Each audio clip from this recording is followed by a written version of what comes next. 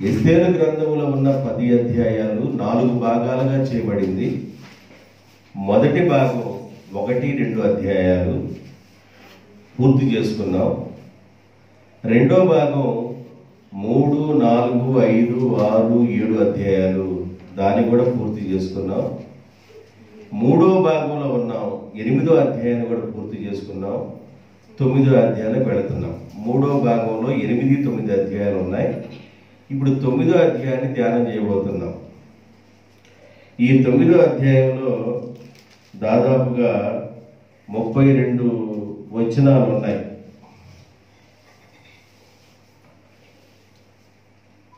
ఇది మూడో భాగం. ఈ 9వ అధ్యాయం కంప్లీట్ అయిపోతే మూడో భాగం కంప్లీట్ అయింది. 10వ అధ్యాయము చాలా చిన్న భాగం.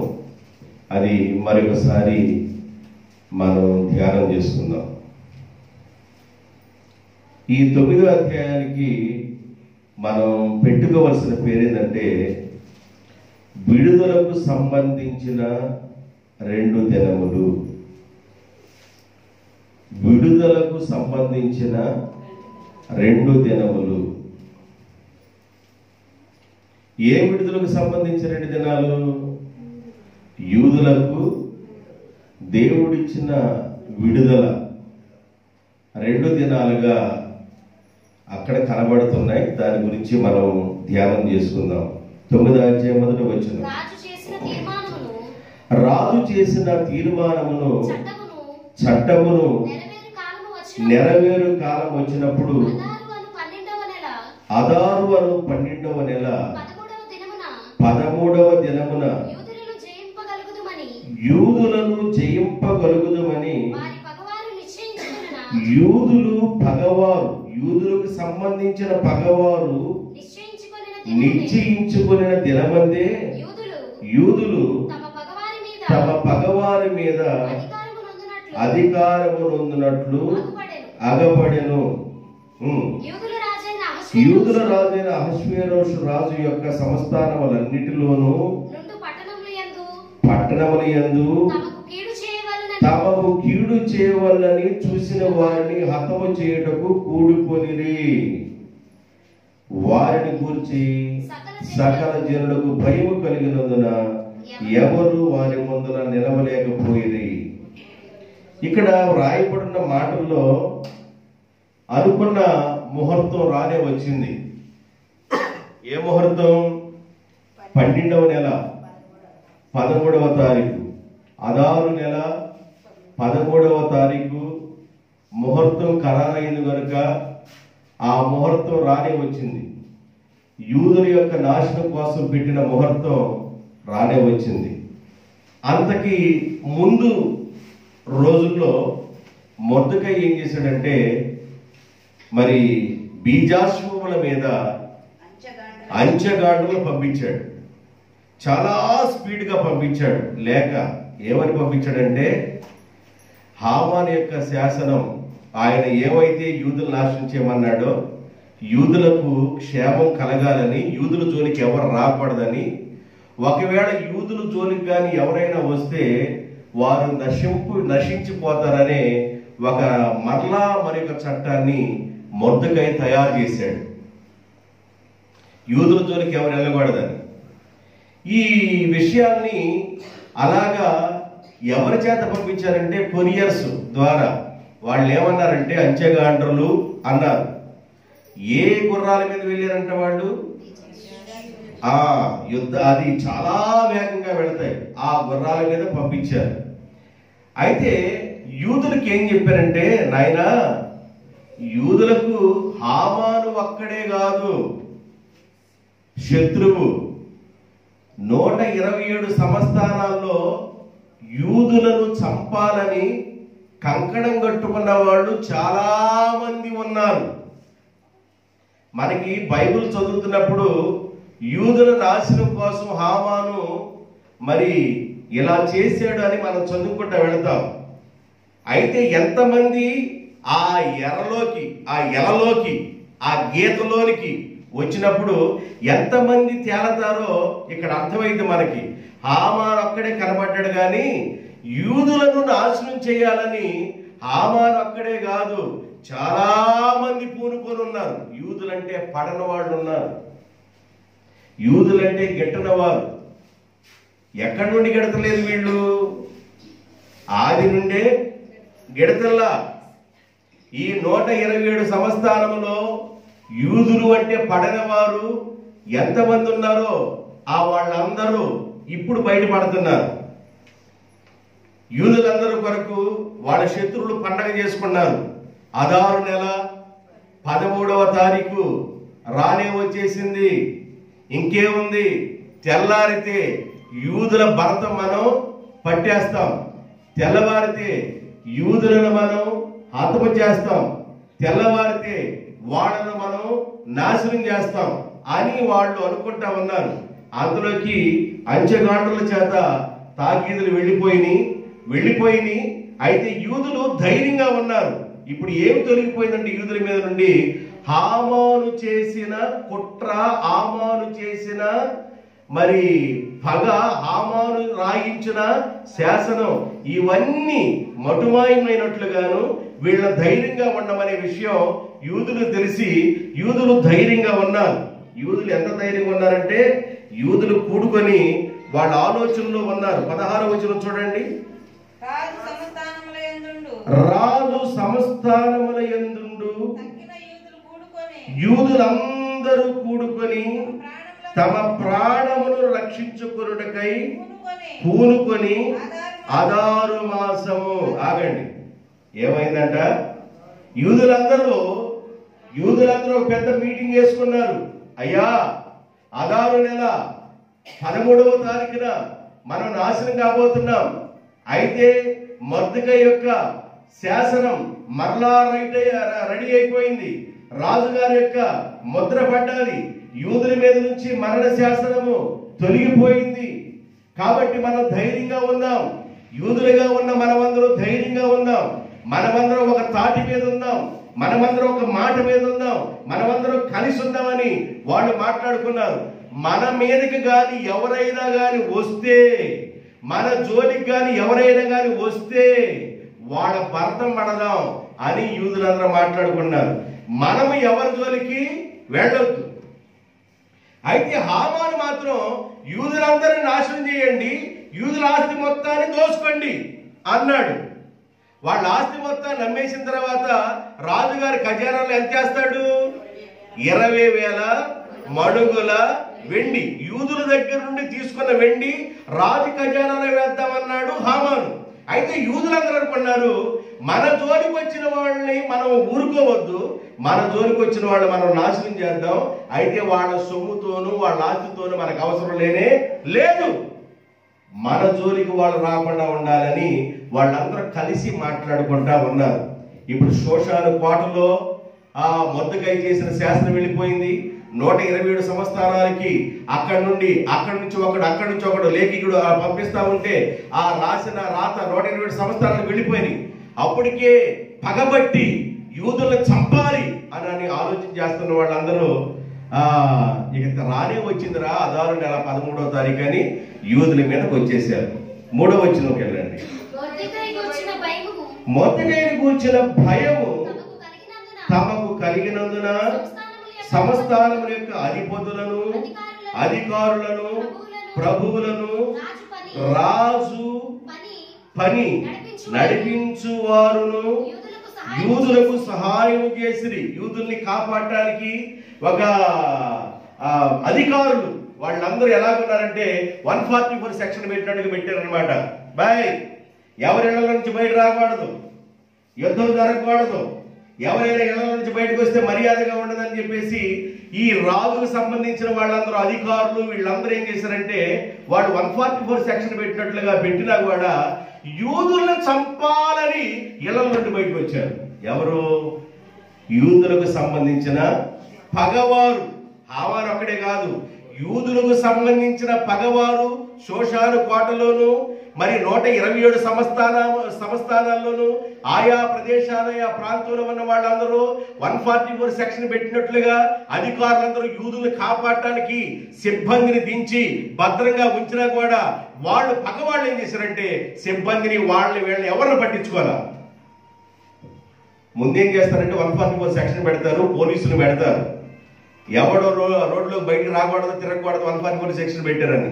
ఏమైనా బయటికి బాగా గల్లంతో అయిపోయింది అనుకోండి, ఆ తర్వాత తలక టోపీలు పెట్టుకున్న వాళ్ళు ఇక వాళ్ళు బయలుదేరి వస్తారు. ఇక వాళ్ళు ఎవరు చూడరు, వచ్చిన వాళ్ళు వచ్చినట్లుగా బాధ్యరండి. అర్థమైందా? ఎనప టోపీ, తలక టోపీలు పెట్టుకొని ఆ చేతిలో అడ్డం ఏదైనా పెట్టుకొని వస్తారు వాళ్ళు. మామూలు కూడా వాళ్ళు ఎవరు, వాళ్ళ సెక్షన్ వేరు. కనబడిన వాళ్ళు కనబడినట్లుగా బాధటం. ఎంత భద్రత రాజుగారి ద్వారా యూదులకు ఏర్పాటు చేయబడినా, ఎంత భద్రత ఉందని తెలిసినా కూడా యూదుల మీద పగగా ఉన్న వాళ్ళందరూ బయటకు వచ్చేసారు. బయటకు వచ్చి ఏం చేస్తున్నారు? 4వ వచనం. మొర్దెకై రాజు యొక్క నగరంలో గొప్పవాడేను. ఈ మొర్దెకై అనువాడు అంతకంతకు గొప్పవాడు చేత అతని కీర్తి సంస్థానములన్నిటి యందు వ్యాపించును. తర్వాత యూదులు తమ శత్రువులందరినీ కత్తి చేత హతము చేసి వారిని నాశనము చేసి మనసు తీరా తమ విరోధులకు చేసిరి. ఏమండి?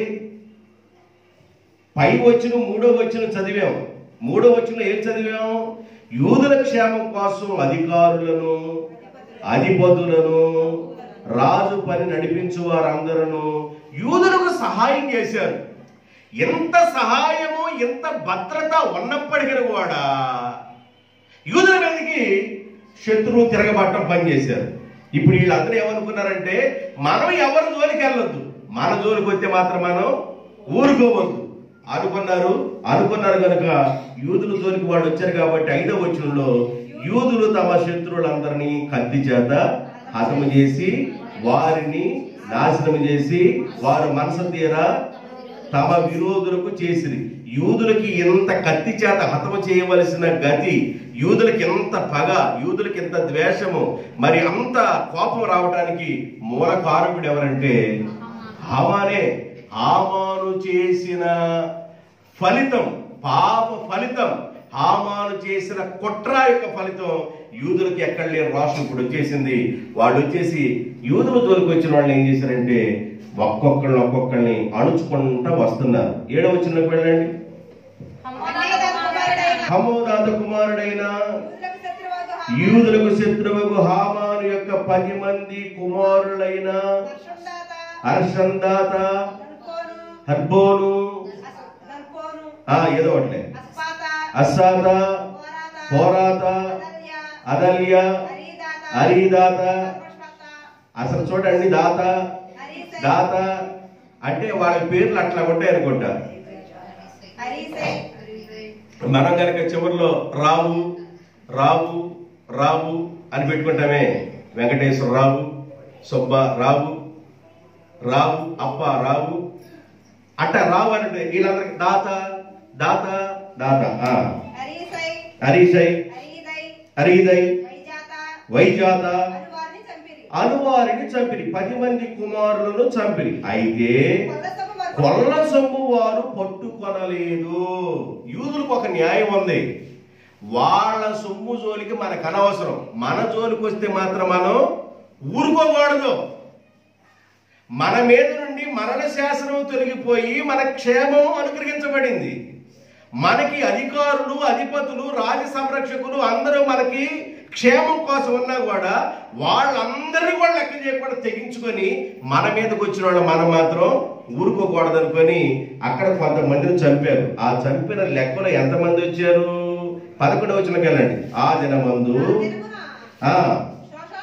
షోషాను కోట యందు చంపబడిన వారి లెక్క రాజునకు తెలియజెప్పగా రాజు రాణి అని ఎస్తేరు యూదులు షోషాను కోట యందు 500 మందిని హామాను యొక్క 10 మంది కుమారులను బొత్తిగా నాశనము చేసి ఉన్నారు. రాజు యొక్క కొదువ సంస్థానంలో ఇంకా మిగిలిన సంస్థానంలో, షోషాను కోట కాకుండానే ఇంకా మిగిలిన సంస్థానంలో వారు ఏమి చేసి ఇందులో ఇప్పుడు నీ మనమేమిటి నల్లడుగుతున్నాడు. ఏమ్మా, షోషాను కోటలో టోటల్గా ఎంతమంది తేలేరంటే మనం ఎంత కన్ఫ్యూ పెట్టినా కూడా 500 మంది తేలేరు. ఈ 500 మందిని యూదులు ఏం చేశారు? హతం చేశారు. రాణి, అసలు నీ మనమేంటి? ఇంకా నీ మనమేందమ్మా? శోషాను కోటలో ఉన్న వాళ్ళు మొత్తం నేరేశారు యూదులు, శత్రులు లేకుండా. నీ మనమేంది? నీ కోరికేంది? అది నీకు అనుగ్రహించబడునని సెలవీయగా ఇయ్యగా ఎస్తేరు రాజువైన తమకు సమ్మతి అయిన ఎడల ఈ దినము జరిగిన చొప్పున శోషానునందు ఉన్న యూదులు రేపును నేను మీకేం చెప్పాను? సమిటికి ఏం చెప్పాను? విడుదలకు సంబంధించిన 2 దినాలు.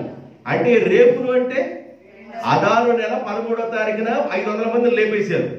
రేపు కూడా మాకు అవకాశమే.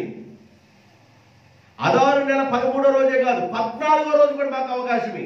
ఆ రేపును చేయునట్లుగా హామాను యొక్క 10 మంది కుమారులు ఉరికొయ్య మీద ఉరిదీయబడినట్లుగా సెలవిమ్మనెను. అలాగున చేయవచ్చునని రాజు సెలవిచ్చను. చదువమ్మా. శోషానులో ఆజ్ఞ ప్రకటింపబడెను. హామాను యొక్క 10 మంది కుమారులు ఉరిదీయబడిరి. శోషానునందున్న యూదులు అదారు మాసము 13వ రోజు అయిపోయింది. ఇప్పుడు ఈమె ఒక రిక్వెస్ట్ చేసింది, మాకు మరొక రోజు పెంచయ్యా, ఒక రోజు పొడిగించయ్యా అని అడిగింది. అదారు నెల 14వ దినమందు కూడుకొని శోషానునందు 300 మందిని చంపివేసిరి. అయితే వారి కొల్ల సొమ్ము పట్టు. అసలు ఎంత జాగ్రత్త రాసుకొస్తున్నాడు చూడండి. అయితే వారి కొల్ల సొమ్ము పట్టుకొనలేదు. ఎందుకు ఈ మాట నొక్కించి రెండోసారి కూడా చెబుతున్నాడంటే, హామాను ముందుకు ఏం ప్లాన్ చేశాడంటే, యూదులనే వాడిని ఒక్కని మిగలకుండా చంపేసి వాళ్ళ సొమ్మంతా దోచేసుకుందాం మనం. 20,000 మడుగులు వెండినేమన్న రాజు ఖజానాలో పడేసి మిగతాని మొత్తాన్ని తీసేసుకుందామనే ఆలోచనతో పెద్ద కుట్ర చేశాడు, పెద్ద ప్లాన్ చేశాడు.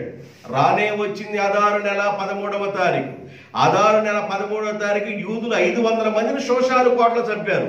ఇంకా 127 సంవత్సరాలకు వెళ్ళ. ఇంకా శోషాను కోటలో ఎంతమంది తేలేరంటే 500 మంది. ఇంకొక రోజు పొడిగించు. నీ మనమేంది రాణి ఎస్తేరు?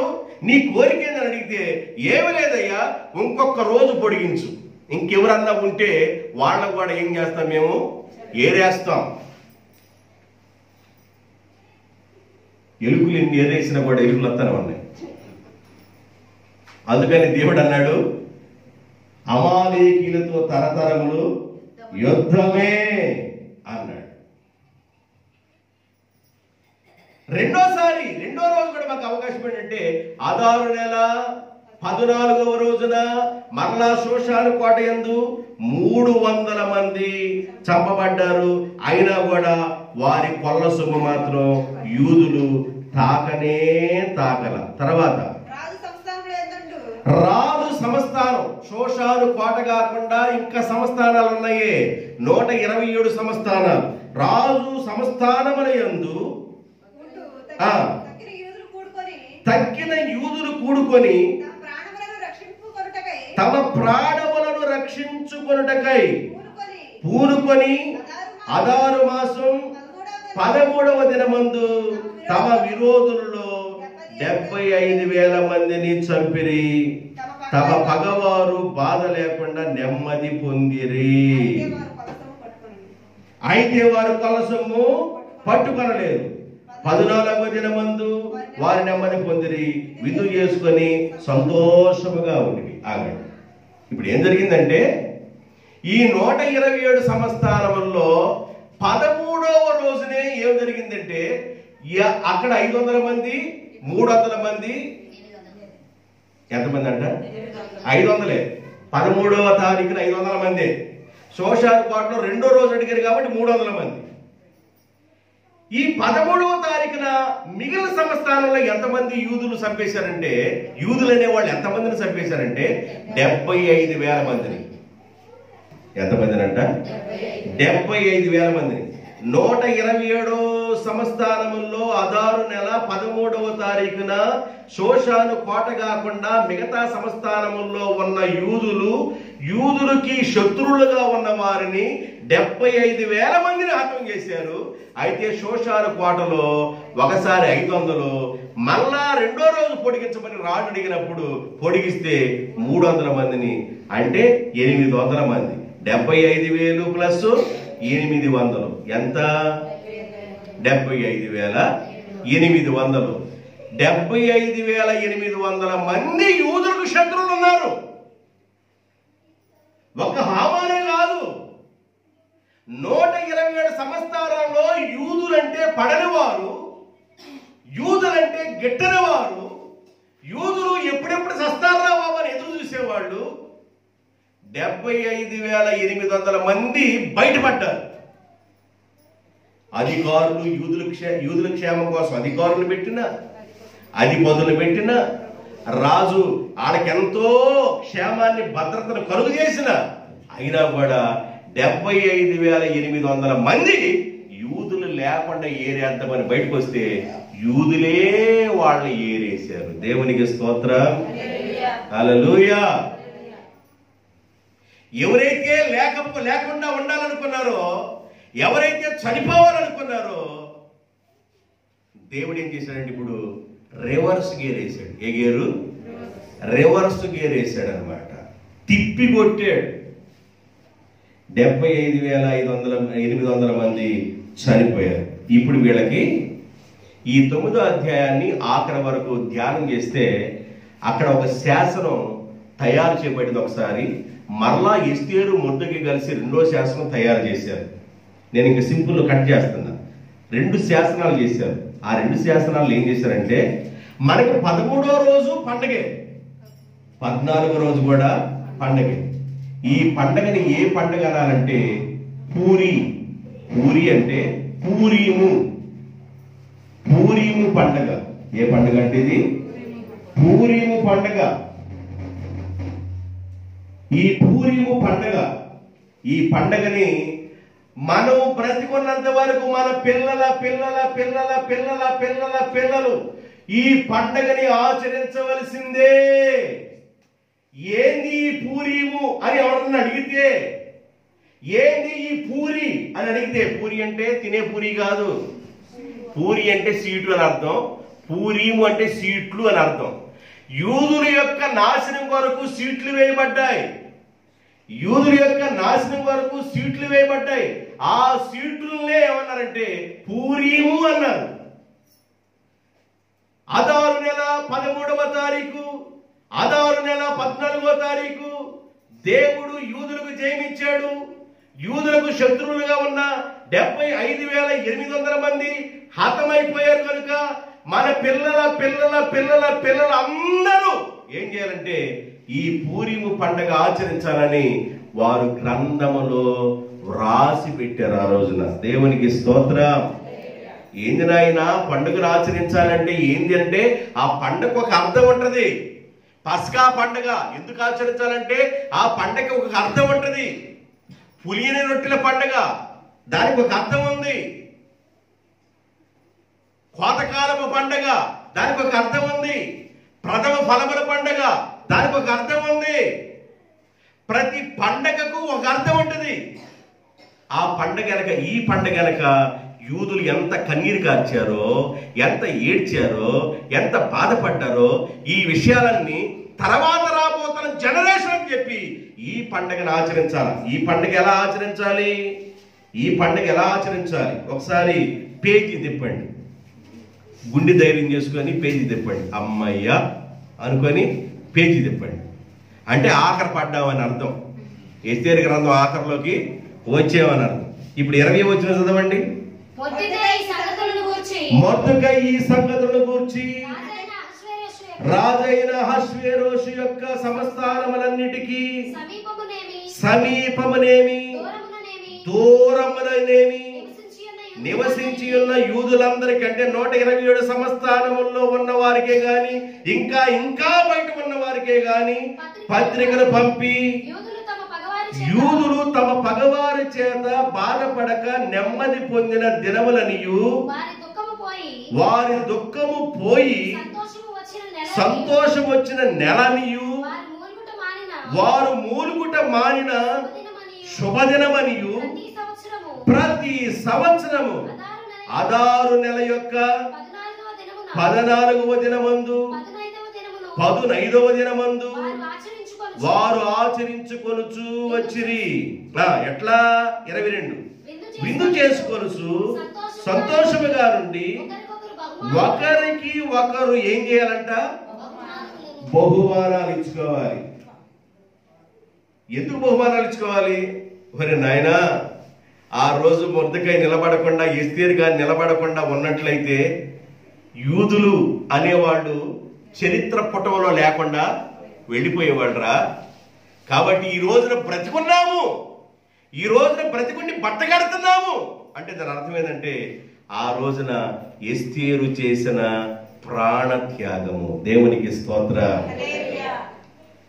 మొర్దెకై చేసిన త్యాగము, మొర్దెకై నేర్పించిన ఆ నేర్పుదలలో ఎస్తేరు ఎదిగిన ఎదుగుదల, ఆమె యొక్క తీర్మానం, ఆమె యొక్క ధైర్యమే ఈ రోజు యూదులందరూ అలాగ సంతోషంగా ఉంటున్నాం. పాలిచ్చే పిల్లలు కూడా చంపమన్నాడు హామాను, పాలు తాగే పిల్లలు కూడా చంపమన్నాడు హామాను. ఇంత ఘోరమైన మరణ శిక్ష నుండి, ఇంత కఠినమైన విధానము నుండి దేవుడే తప్పించాడు. ఇద్దరు ప్రభు కోసం నిలబడితే దేవునికి స్తోత్ర. ఇద్దరు నిలబడ్డారు. ఇద్దరు దేవుని కోసం బలంగా నిలబడటం వల్ల 127 సంస్థానాల క్షేమం జరిగింది. దేవుని కోసం ఇద్దరు పని చేస్తే, దేవుని కోసం ఇద్దరు కలిసి పనిచేస్తే. అందుకని యేసు ప్రభు కూడా అన్నాడు, మీరు ఎక్కడికైనా వెళ్ళేటప్పుడు సేవకి ఇద్దరిద్దరుగా వెళ్ళండి. దేవునికి స్తోత్ర. ఇద్దరిద్దరుగా వెళ్ళండి, ఒంటరిగా వెళ్ళబాకండి. తోడేళ్ల మధ్యకి నేను మిమ్మల్ని పంపుతున్నాను. మనుషులు ఎలాగుంటారంటే అయ్యా అంటారు, కింద గొయ్యా తీస్తారు. కనుక అలాంటి వాళ్ళ మధ్యకి జాగ్రత్తగా ఉండండి. అర్థమైందా? మిమ్మల్ని మామూలు గొర్రెల మధ్యకి పంపటం లేదు. తోడేళ్ళు స్వభావం లోపల ఉంటుంది, గొర్రె చర్మం బయటకు కప్పుకొని ఉంటారు. అలాంటి వాళ్ళ మధ్యకి మిమ్మల్ని సేవకు పంపుతున్నాను. సేవకు మీరు వెళ్ళేటప్పుడు ఒకళ్ళకి వెళ్ళబాకండి, ఇద్దరిద్దరికి వెళ్ళండి. ఏ కొంపను దర్శించినా, ఏ ఇంట్లోకి అడుగు పెట్టినా ఆ ఇంటికి శుభమని చెప్పండి. మీరు చెప్పే శుభం ఆ ఇంటి మీదకి వెళ్ళిద్ది. ఒకవేళ అయోగ్యంగా ఉంటే తిరిగి మీ ఎదలోకి వచ్చేసిద్ది అని ఎన్నో విషయాలు యేసు ప్రభు సేవలో తన శిష్యులను బలపరిచి సేవ కోసం పంపించాడు. మనుషులు చాలా విచిత్రంగా ఉంటారు. మనుషులు రకరకాలుగా ఉంటారు. పైకి ఒక విధంగా ఉంటారు, లోపల ఒక విధంగా ఉంటారు. పైకి ఒక విధంగా మాట్లాడతారు, లోపల ఒకటి పెట్టుకొని మాట్లాడతారు. రకరకాల భజనలో ప్రజలు ఉంటారు. కనుక వాళ్ళతో మీరు చాలా చాలా జాగ్రత్తగా డీల్ చేయండి అన్నారు. ఇద్దరు నిలబడ్డారండి ప్రభు కోసం. 127 సంస్థానాలు ఉన్న ప్రజలందరికీ క్షేమము, రక్షణ దొరికింది. వీళ్ళు ఒక పత్రికను పంపిస్తున్నారు. ఏమని పత్రిక పంపిస్తున్నారంటే యూదులందరికీ పత్రికలు పంపించారు. బాయ్, మనం ఏం చేయాలంటే 13వ నెల మనం నాశనం అయిపోవాలి. ఆ 12వ నెల 13వ తారీఖున మనం నాశనం అవ్వాలి. అదారు నెల 13వ తారీఖు మనం నాశనం అవ్వాలి. ఇప్పుడు 13న జయం వచ్చింది, 14న జయం వచ్చింది. కనుక 17న మనం ఏం చేసామంటే, కొంతమంది 13న ఏం చేసుకున్నారు, 13వ తారీఖు జయం వచ్చినప్పుడు 14 విందు చేసుకున్నారు. 14 కూడా మాకు ఇవ్వండి ఇస్తే అడిగారు కదా, 14 జయం వచ్చినప్పుడు 15 విందు చేసుకున్నారు. అర్థమైందా? ఇప్పుడు 13వ తారీఖు విందు చేసుకోవచ్చు, 14వ తారీఖు కూడా విందు చేసుకోవచ్చు. ఈ 14వ తారీఖు కూడా వాళ్ళు అలాగున్నారు కనుక 15 విందు, అంటే 14, 15 విందు చేసుకున్నారు. 13వ తారీఖు జయం వచ్చింది కనుక 14, 15వ తారీఖును విందు చేసుకున్నారు. శోషాను కోట తప్ప, శోషాను కోటలో ఉన్న వాళ్ళు ఏమైనా 14వ రోజుకి ఎక్స్టెండ్ అయింది. మిగతా వాళ్ళు ఏమైనా 13వ రోజులోనే ముగించేసుకున్నారు ముహూర్తం మొత్తాన్ని. 75,000 మంది తేల్చేశారు అక్కడ. ఈ 14వ రోజు కూడా వాడు 300 మందిని చంపారు కనుక 15వ రోజు విందు చేసుకున్నారు. శోషాను కోట తప్ప మిగతా సంస్థానంలో ఉన్న వాళ్ళు ఎవరైనా 14 రోజు విందు, శోషాను కోటలో ఉన్నవాడు 15 రోజు విందు పండగ. ఈ పండగ ఎలా చేయాలి మనం? ఈ పూరీము అనే పండగ మనం ఎలా చేయాలంటే, పండగలో ఒకరికి ఒకరు మనం ఏం చేయాలంటే బహుమానాలు ఇవ్వాలి. ఏం చేయాలంట? సంవత్సరానికి ఒక్కసారన్నా బహుమానాన్ని ఇవ్వాలి. సంవత్సరానికి, ఏడాదికి ఒకసారైనా నీ చేతులతో బహుమానాన్ని ఇవ్వాలి. నీకు తోచింది, దేవుడు నీకు ఇచ్చింది ఏదైనా బహుమానాన్ని ఇవ్వాలి. ఎందుకంటే ఏమొచ్చింది? యూదులకి రక్షణ వచ్చింది. దేవునికి స్తోత్రం. ప్రాణహాని తప్పింది. నజరేయుడని యేసుక్రీస్తు ఈ భూమి మీదకి వచ్చాడు కనుక మన మీద ఉన్న మరణ శాసనం, మరణపు నీడ తొలగిపోయి రక్షణ వచ్చింది కనుక మనం ఏం చేయాలంటే బహుమానాలు ఈ క్రిస్మస్ దినాల్లో కూడా ఇవ్వాలి. రేపటి కాలం పిల్లలు క్యారల్స్కి వస్తున్నారు మీ దగ్గరికి. రేపటి రోజున పిల్లలు క్యారల్స్కి వస్తున్నారు మీ ఇళ్ళకి. పిల్లలకి మీరేం చేయాలి? బహుమానాలు ఇవ్వాలా. బహుమానాలు ఇవ్వాలంటే ఆసి తూసి అప్పడం వడన్నట్టుగా ఉండబాకండి, బిగబట్టుకోబాకండి. సంతోషముగా పిల్లలకి మీరు సహాయాన్ని చేయండి. దేవునికి స్తోత్రం. మీకు కలిగినది సంతోషంగా వారికి పెట్టండి. నా మాటలు అర్థమవుతున్నాయా? రేపే క్యారల్స్, రేపు ఎల్లుండి క్యారల్స్ అయిపోద్ది. క్రిస్మస్ పండుగ 25 రోజు 20వ తారీఖు ఉంది కాబట్టి 2 రోజుల ముందే వేద్దామని అన్నది కాదు. ఇప్పుడు ముందే మనం చేస్తున్నాం. దేవునికి స్తోత్రం.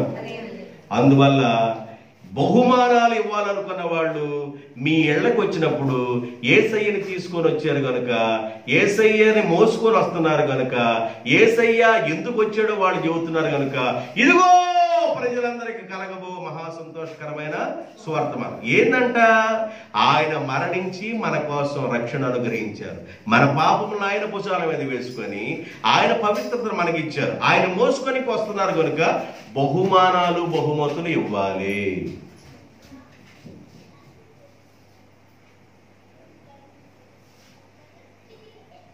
ఎంత నోటు ఉంది లోపల బీరువాలో? పెద్దదుందా చిన్నదుందా? పెద్దదాని లోపల నెట్టు, చిన్నదాన్ని బయట పెట్టు.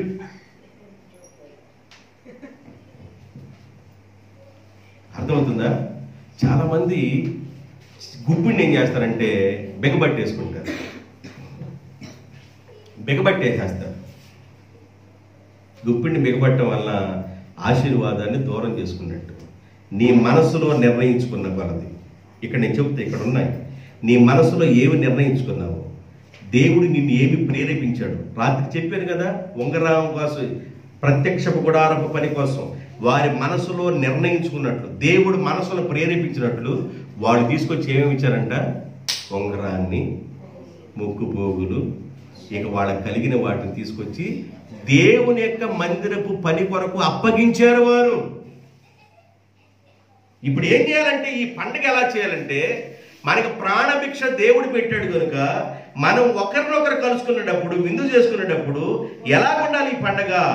కొందరు బహుమానములను, దరిద్రులకు కానుకలను, అంటే ఏమీ లేని నిరుపేదలకు జత బట్టలైనా కానుకలను, పంపదగిన దినములనియు వారికి స్థిరపరిచిన. బాయ్, పండగ చేయాలంటే ఎట్టబడి తట్ట కాదు. ఈ పండుగను మనం ఎలా ఆచరించాలంటే బహుమతులు ఇవ్వాలి. ఈ పండుగ మనకి పేరు బహుమతుల పండుగ, పూరీము పండుగ. పూరీము పండుగ, దట్ మీన్స్ బహుమతుల పండుగ. ఎందుకు మీరు ఒకరికొకరు బహుమతులు ఇచ్చుకుంటున్నారంటే దాని విషయాన్ని మీరు చెప్పాలి. ఎస్తేరు గ్రంథం విషయాన్ని చెప్పాలి, ఏమి జరిగిందో చెప్పాలి. పేదలకి ఉన్న వారికి కానుకలు ఇవ్వాలి. మనకి తోచిన దానిలో దేవుడు మనల్ని పోషిస్తున్నాడు, దేవుడు మనల్ని పరామర్శిస్తున్నాడు, దేవుడు మనకి ఆయురారోగ్యం ఇస్తున్నాడు, దేవుడు మనకు క్షేమాన్ని ఇస్తున్నాడు కనుక ఒక పూట లేని వారి కొరకు ఏదైనా నువ్వు చేయాలి. కట్టుకోవడానికి వస్త్రం లేక బాధపడుతున్న వారికి ఏదైనా నువ్వు చేయటానికి ముందుకు రావాలి. ఈ పండగ అర్థం అదేనయ్యా అని చెప్తున్నాడు. అని వాళ్ళు దాన్ని అంట రాసుకున్నారంట గ్రంథంలో. ఏం చేశారు వాళ్ళు? ఆ విషయాల గ్రంథంలో రాసుకున్నారు. ఆ రాసుకున్న మాటల గురించి 26వ వచనం. కావున ఆ దినములు పూరు అను పేరును బట్టి పూరీము అనబడెను. ఆ ఆజ్ఞలో వ్రాయబడిన మాటలన్నీ ఈ సంగతి బట్టి తాము చూసిన దాని అంతటిని బట్టి తమ మీదకి వచ్చిన దాని అంతటిని బట్టి యూదులు ఈ 2 దినముల గురించి వ్రాయబడిన ప్రకారముగా, ఏ 2 దినాలు? 13, 14లో ఏమొచ్చింది? ఈ 2 దినముల గురించి వ్రాయబడిన ప్రకారముగా ప్రతి సంవత్సరం వాటికి నియామక కాలమును బట్టి వాటిని ఆచరించదమనియు ఈ దినములు తరతరములుగా ప్రతి కుటుంబములోను, ప్రతి సంస్థానములోను, ప్రతి పట్టణములోను జ్ఞాపకము చేసుకున్నట్లుగా ఆచరించవలననియు పూరీము అను ఈ దినమున యూదులు ఆచరింపకయు తమ సంతతి వారు వాటిని జ్ఞాపకం చేసుకొనకయు మానకుండునట్లుగా నిర్ణయించుకున్నారు. బాయ్, ఎక్కడ మీరు మర్చిపోకండి. జ్ఞాపకం చేసుకోకుండా ఉంటారేమో, మర్చిపోబాకండి. సంవత్సరానికి ఒకసారి ఈ 2 రోజులు మీరేం చేయాలి? ఈ పండుగను ఆచరించాలి. పూరీము పండుగ. పూరీము యొక్క పండుగ యొక్క అర్థం ఏంటంటే మరణములో నుండి జీవములోనికి దాటుట. దేవునికి స్తోత్రం. అదే యేసు ప్రభు చేసిన పని. మరణములో ఉన్న మనల్ని జీవములోనికి దాటించాడు. కనుక ఈ పండుగను మీరు ఆచరించండి. ఈ పండుగలో, ఈ క్రిస్మస్ సందర్భంలో ఉన్న ఈ పండుగలో బహుమతులు ఇవ్వండి, కానుకలు ఇవ్వండి. మీకు కలిగింది, మీరు కలిగిన దానిలో మీరు చెయ్యండి. అందుకని క్రిస్మస్ తాత వస్తాడు, చాక్లెట్లు పెడతారు. క్రిస్మస్ తాత బహుమానాలు తీసుకొస్తూ ఉంటాడు. క్రిస్మస్ తాత యొక్క విధానం ఏంటంటే ఆయన బహుమానాలు తీసుకొని వస్తూ ఉంటాడు. ఆయన దాచుకున్న ధనంలో నుండి అనేకులకు బహుమానాలు తీసుకొచ్చి పోస్తూ ఉంటాడు. క్రిస్మస్ తాత యొక్క ఉద్దేశం అది. ఈ క్రిస్మస్ దినాలలో బహుమానాలను, కానుకలను అర్పించాలి. గణాలు వెళ్ళిపోయి యేసుప్రభుకి ఏమర్పించారంట? కానుకలు, బంగారమును, సామ్రాణి, వాళ్ళకు కలిగిన స్టేజీలో వాడు కానుకలు అర్పించారు. గొల్లలకు కలిగిన స్టేజీలో గొల్లలకు కానుకలు అర్పించారు. ఎవరి స్టేజీలో వాళ్ళు దేవుని కోసం కానుకలని సమర్పించాలి. బిగబట్టబాకండి. దేవుని కోసం హృదయపూర్వకంగా ఆ పండుగ దినములో నీ కానుకని సమర్పించాలి. కానుకలు సమర్పించేటప్పుడు మౌతులో కానీ చదివినట్లయితే కూర్చున్న వాళ్ళు ఇంకో రోషం వచ్చింది. వచ్చి పలానాయన ఎంత చదివించాడా అంటే నేనేనా తక్కువ తింది దానికి ₹1 అంటే చీటీ పాట పడతారే. ఏలం పాట, చీటీ పాట ఎట్లా పడతారు? చీటీ పాట ఆ పాట $900, $901, ₹2, ₹10. మౌతులు కానీ ఎవరన్నా చెబితే ఆ మౌతులో చెప్పినట్లు ఫలానా ఆయన దేవుని కొరకు ఇంత కాను సమర్పించారు అని చెప్పగానే అప్పుడు కింద కూర్చున్న వాళ్ళకి ఏమొచ్చింది? తంపరం వచ్చి వాళ్ళు కూడా మనం ఏమైనా మొట్టమొదటి చట్ట సమర్పించారు అని చదవలేము మనం. ఎందుకు చదవమంటే నీ కుడి చేతి ఇచ్చేది ఏడ చేతి తెలియని బాకరని దేవుడు చెప్పాడు కాబట్టి అదేమో లోపల నాకు తిరుగుతుంది కాబట్టి నేనేమో చదవలేదు.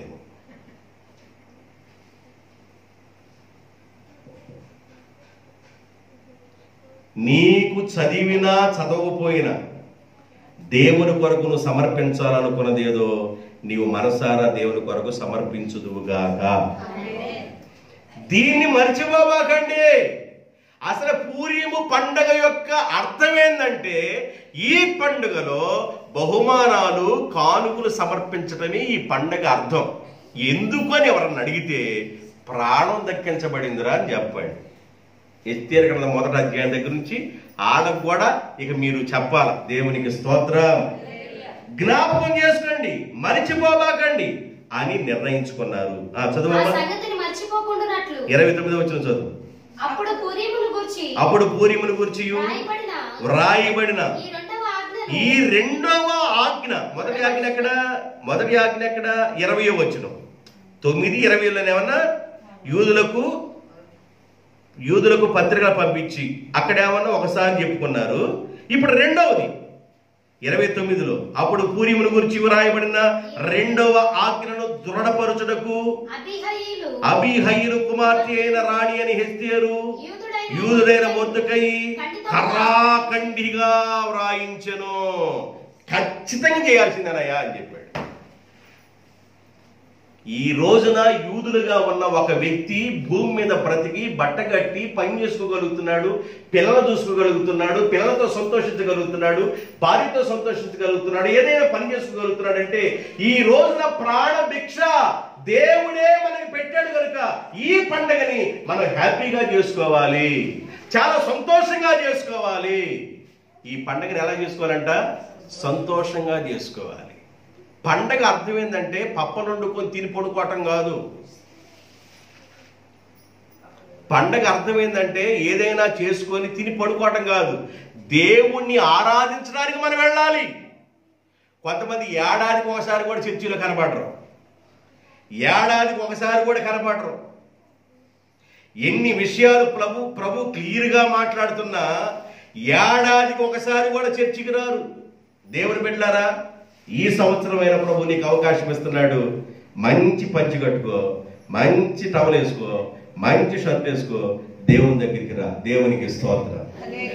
దేవుడు నిన్ను నీ పిల్లలను దీవించునుగాక. రా దేవుని దగ్గరికి. ఏడాదికి ఒకసారైనా ప్రభుని ఆరాధించడానికి వెళ్ళలేదండి జనాలు. దేవుడు స్పష్టంగా చెబుతున్నాడు, ఇదిగో నీవు మరణములో నుండి జీవములోనికి దాటునట్లుగా ప్రభు అయిన యేసుక్రీస్తు ఈ భూమి మీద ప్రత్యక్షమయ్యాడు. నీ పాపాలను తీసివేయడానికి, నీ మీద ఉన్న శిక్షను తీసివేయడానికి, నీవెక్కడో పాతాళానికి వెళ్ళడానికి, నువ్వు దగ్గరగా ఉన్న నిన్ను అంచు నుండి దేవుడే నిన్ను తప్పించి ఆయన నడిపిస్తున్నాడని అర్థం చేసుకొని ఏడాదికి ఒకసారైనా కొంతమంది దేవుని మందిరానికి వెళతా ఉంటారు. కొంతమంది ఏడాదికి ఒకసారైనా వారు పండిన పంటల నుంచి ప్రథమ ఫలముల పండుగ. ఏ పండుగ అంట? పండిన పంటల నుండి ప్రథమ ఫలం ప్రభు దగ్గరికి తీసుకురావాలి.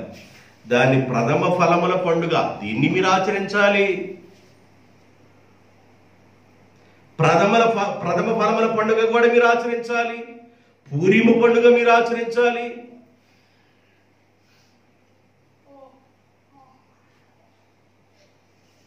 మరొక పండుగ చెప్పాడు. ఏ పండుగ అంటే అది?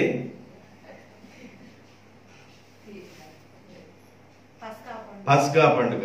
ఇలాగ కొన్ని పండుగలు ఉన్నాయి. పండుగల గురించి అసలు పండుగల గురించి చెప్తా ఒక్కోసారి. ఈ పండుగ గురించి చెప్పాలంటే మళ్ళీ చాలా చెప్పుకోవాలి. పర్ణశాల పండుగ, పస్కా పండుగ, బోర్ల పండుగ, పేలాల పండుగ, ఈ పండుగలు చాలా ఉన్నాయి. వీటి గురించి చెప్పాలంటే మళ్ళీ ఒక పాఠం తీసుకోవాలి. పండగల పాఠం అని తీసుకోవాలి, అప్పుడు చెప్పుకోవాలి. మనకి ఏడాదికి ఒకసారి ఈ ఛాన్స్ వచ్చింది. అందువల్ల ఈ కొన్ని రోజులు మనం చెప్పుకోగలుగుతున్నాం. దేవునికి స్తోత్రం.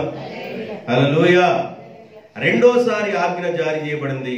ఖచ్చితంగా మనం ఇది ఆచరించవలసిందే. మన పిల్లల తరతరాలుగా మనం ఇది చెయ్యాలి. 30వ వచనం చదవండి. మరియు యూదుడైన మొర్దెకై రాణి అని ఎస్తేరు యూదులకు నిర్ణయించిన దాన్ని బట్టి వారు ఉపవాస విలాప కాలములు ఏర్పాటు చేసుకొని అది తమ మీదను తమ వంశపు వారి మీదను ఒక బాధ్యత అని ఎంచుకొని వాటిని జరిగించదమని ఒప్పుకొనిన ప్రకారముగా ఈ పూరీముల పండుగ దినమందు స్థిరపరచుటకు అతడు అహష్వేరోషు రాజు యొక్క రాజ్యమందంతటా 127 సంస్థానములో ఉన్న యూదులందరికీ వారి క్షేమము కోరినట్టు తర్వాత చదవండి. మాటలు గల పత్రికలు పంపెను. ఇలాగు ఎస్తేరు యొక్క ఆజ్ఞ చేత ఈ పూరిమి యొక్క సంగతి స్థిరమై గ్రంథములో రాయబడిను. 9వ అధ్యాయం పూర్తయిపోయింది. గ్రంథంలో రాసుకున్నారు వాళ్ళందరూ. ఇది మనం జాగ్రత్తగా చేయాలి. పూరిముల పండుగ యొక్క ముఖ్య ఉద్దేశం ఏంటంటే కానుకలు సమర్పించుట, బహుమతులు ఇచ్చుట. క్రిస్మస్ పండుగలో ముఖ్య సందర్భం ఏంటంటే పరలోకపు తండ్రి అయిన దేవుడే యేసు ప్రభుని కానుకగాను బహుమతిగా ఇచ్చాడు కనుక యేసు ప్రభుని తెలుసుకున్న నీవు బహుమతులను కానుకలను నువ్వు దేవుని సన్నిధికి తీసుకొచ్చుదువుగాక. డిసెంబర్ 25వ తారీఖున ఈ క్రిస్మస్ పండుగ దినాల్లో ఉత్తమమైన కానుకలను, ఉత్తమమైన బహుమానములను దేవుని యొక్క సన్నిధానానికి మీరు తీసుకొచ్చుదురుగాక. వాక్యమే నిజంగా మీకు అర్థమైతే, నిజంగా వాక్యం మీకు అర్థమైతే బహుమానాలతోనూ, బహుమతులతోనూ, కానుకలతోనూ, పలహారాలతోనూ ప్రభు సన్నిధికి మీరు నిండుగా వచ్చుదురుగాక. అలాగే మీ కుటుంబంలో దేవుడు సమృద్ధి అయిన ఆశీర్వాదాలు దయచేయునుగాక. కుటుంబంలో ఉన్న ప్రతి ఇరుకుని ఇబ్బందులు దేవుడు తొలగించునుగాక, ఆశీర్వాదాలతో నింపునుగాక. కాబట్టి ఈ 2020వ సంవత్సరం ఆఖరి నెలలో మనం ఉన్నాం. ఈ సంవత్సరమైనా నీవు దేవుని దగ్గరికి వస్తే మంచిది. దేవుడు ప్రేమించి మాట్లాడుతున్నాడు. నీవు ఒక సంవత్సరానికి ఒకసారన్నా ప్రభు దగ్గరికి రా. 10 సంవత్సరానికి ఒకసారి కూడా తెలియదు పాపం, తెలియకుండా జీవిస్తా ఉంటారు. ఏడాదికి ఒకసారైనా నువ్వు ప్రభు దగ్గరికి రావటం నీకు మంచిది. అక్కడక్కడ కూర్చొని ఆయా మాటలు మాట్లాడుకుంటే నీకు సాయంకాలానికి వచ్చేది ఏంటంటే నోట్లో తుప్పర్లు తప్ప ఇక ఏమీ మిగలదు నీకు. దాని సొల్లు అనలేక తుప్పర్లు అంటున్నా, అంతకంటే నీకు ఏం మిగలదు. అందువల్ల తుప్పర్లు అలా లేకుండా ప్రభు సన్నిధానంలో నువ్వు కనపడుదువుగాక. ఈ మాటల ద్వారా ప్రభు మిమ్మల్ని దీవించునుగాక. మంచిది, ప్రార్థన చేసుకుందాం. ప్రేమ స్వరూపుడైన మా ప్రియ పరలోకపు తండ్రి, పరిశుద్ధుడైన మా దేవ, మీ పరిశుద్ధమైన ఘనమైన పాదములకు స్తుతి స్తోత్రాలు చెల్లిస్తున్నాం. ఎస్తేరు గ్రంథ ధ్యానంలో మమ్మల్ని నడిపిస్తూ ఉన్నారు. ప్రతి మాటని నాయనా మాకు అర్థమయ్యే రీతిలో బోధిస్తూ నడిపించినందుకు కోట్ల కొలదిగా స్తుతులు స్తోత్రాలు చెల్లిస్తున్నారు. మీకే మహిమ, ఘనత, ప్రభావం ఆరోపించుకుంటున్నాం. మీ జనాంగంగా పిలువబడుతున్న యూదుల మీద హామాను చేసిన కుట్ర కుతంత్రాల నుండి విడిపించి తప్పించిన ఆయన ఓ తండ్రి ఎన్నోసార్లు నాయన సీట్లు వేశాడు. నాయన ఆ సీట్లలో 12వ నెల 13వ తారీఖు ఖరారైందయ్యా. వాటి నుండి మీరు తప్పించి యూదుల్ని నాశనం కాకుండా వాళ్ళని కాపాడినందుకు, వాళ్ళని భద్రపరిచినందుకు, రాజుగారు అధికారులను, అధిపతుల్ని వాళ్ళకి భద్రతగా ఇచ్చినా కూడా నాయన 75,800 మంది వ్యతిరేకులు ఆ రాజ్యంలో ఇంకా ఉన్నారని వాళ్ళందరినీ బయటికి నాయన మీరు ఏరేసిన దేవుడుగా ఉన్నందుకు స్తోత్ర. హామాను లాంటి నైజం కలిగిన వాడు ఆ రాజ్యంలో నుండి మీరు ఏరేశారయ్యా. వందనాలు, స్తుతులు, స్తోత్రాలయ్యా.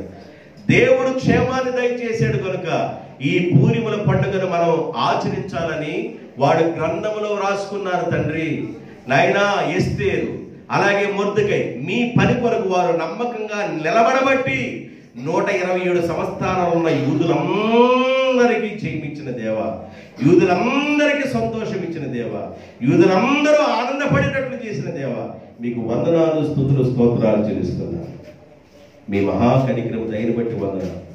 ఈ పూరిముల పండుగలో బహుమతులను, కానుకలను సమర్పించాలని వారు ఈ పండగ యొక్క ముఖ్యమైన అర్థం అదని వారు ఆ గ్రంథంలో రాసుకున్నారు. మేము క్రిస్మస్ దినాల్లో ఉన్నాం. డిసెంబర్ 25న మరి క్రీస్తు జన్మించిన ఆ దినాన్ని మేము ఆయన జరిగించుకోబోతున్నాం. పరలోకపు తండ్రిగా ఉన్న మీరు కుమారుడైన క్రీస్తుని కానుకగా మా కొరకు అప్పగించారు. నా తండ్రి, మీ పిల్లలుగా ఉన్న మేము కూడా మీ మందిరంలో తండ్రి బహుమానాలతోనూ, బహుమతులతోనూ, కానుకలతో కనబడినట్లుగా కృప దయచేయండి. ఏడాదికి ఒకసారైనా మందిరానికి రావడానికి అలవాటు లేని వారికి ఈ సంవత్సరమైనా మనసును తెరవబడి నేను దేవుని దగ్గరికి వెళ్ళాలి అనే మనసుతో వారు రావడానికి కృప దయచేయండి. వాక్యము కొన్ని దినాల నుండి బోధించబడుతుంది నాయన, అర్థమయ్యేటట్లుగా విశదీకరించబడుతుంది నాయన. ప్రజలు అర్థం చేసుకొని మీ దగ్గరికి రావడానికి కృప దయచేయండి. బలహీనతల్లో చనిపోకుండా, బలహీనతల్లోనే వాళ్ళు మరణించకుండా, బలహీనతల్లోనే ఈ భూమిని వదిలిపెట్టకుండా వారు తెలుసుకొని మీ పాదాల దగ్గర రావడానికి కృప దయచేయండి. మేలు చేసి మహిమ పొందమని, కూడిచిన బిడ్డలందరూ దీవించమని యేసునందు అడుగుతున్నాను తండ్రి, ఆమేన్.